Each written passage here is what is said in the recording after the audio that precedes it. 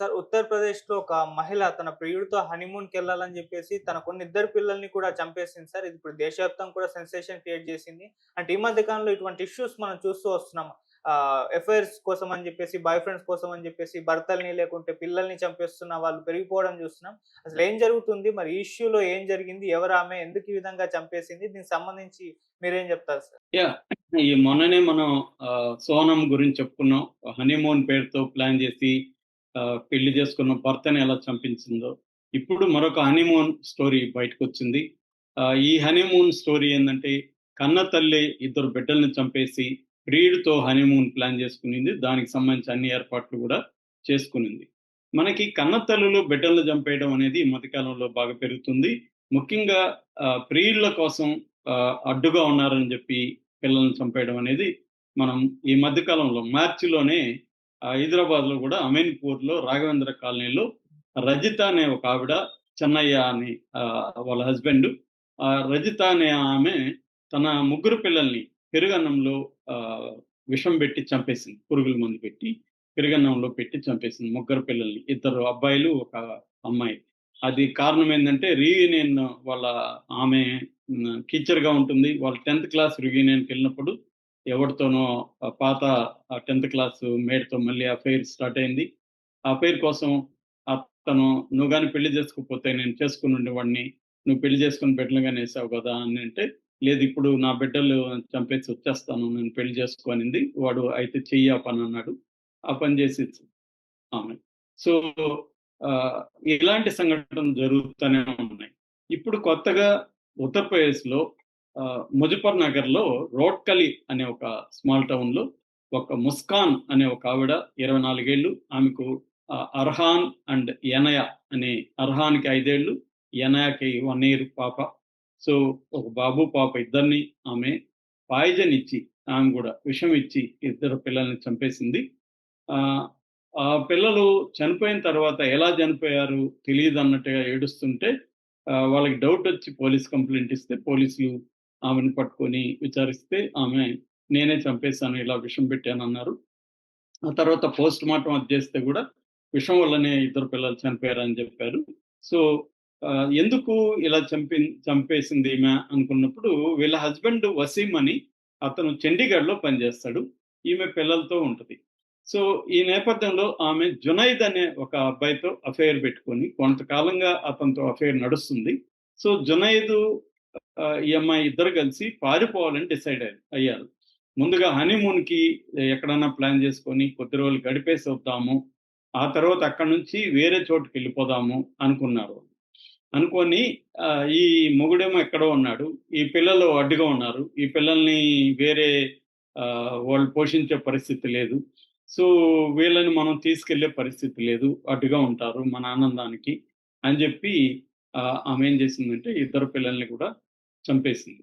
ఇది SP Sanjay Kumar Muzaffar Nagar SP Sanjay Kumar డీటెయిల్‌గా చెప్పాడు.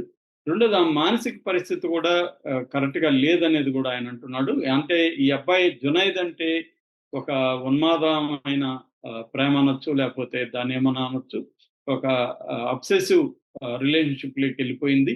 దాన్ని పాథలాజికల్ అటాచ్‌మెంట్ అంటారు మామూలుగా సైకాలజీలో. అట్లాంటి ఒక పాథలాజికల్ అటాచ్‌మెంట్ ఏమవుతుందంటే, వాళ్ళు ఆ వ్యక్తిని వదులుకోరు. తమ ప్రాణమన్నా తీసుకుంటారు, వేరేవాళ్ళ ప్రాణమన్నా తీస్తారు. అలాంటి ఒక పాథలాజికల్ అటాచ్‌మెంట్. మనకి సోనమ్ విషయంలో గూడా అదే చూసాం.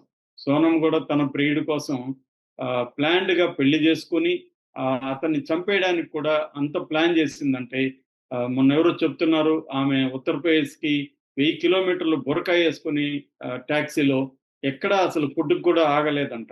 అంత అంటే ఒక రకమైన ఉన్మాద పరిస్థితి, అబ్సెసివ్ ఇది ఉంటే తప్ప ఇలాంటి పనులు చెయ్యరు. సో, అలాగా ఇప్పుడు ఈమె గూడా ముస్కాన్ గూడా ఇలా జునైద్ అంటే ఒక రకమైన అబ్సెసివ్ పాథలాజికల్ అటాచ్‌మెంట్ ఉందనేది సంజయ్ కుమార్ చెప్తున్నాడు. రెండోది దీన్ని ఇలాంటి కండిషన్‌ని సైకాలజికల్‌గా చెప్పేదేంటంటే చాలా మందికి స్త్రీలకి పోస్ట్ పార్టమ్ డిప్రెషన్ లేదా సైకోసిస్ అంటారు. అంటే బిడ్డలు పుట్టిన తర్వాత 1 ఇయర్, 2 ఇయర్స్ వరకు ఒక డిప్రెషను, ఒక సైకోసిస్ స్టేజి ఉంటదనమాట. ఈమెకు కూడా పాప పుట్టి, ఎన్నయ్య పుట్టి 1 ఇయర్ అయింది. సో, ఈమెకి అది ఉంది అనేది కూడా చెప్తున్నారు. అలాగే వీళ్ళకి పర్సనాలిటీ డిజార్డర్స్ కూడా ఉంటది. అంటే బార్డర్ లైన్ పర్సనాలిటీ డిజార్డర్ అంటారు. అట్లాగే నార్సిసిస్టిక్ పర్సనాలిటీ డిజార్డర్.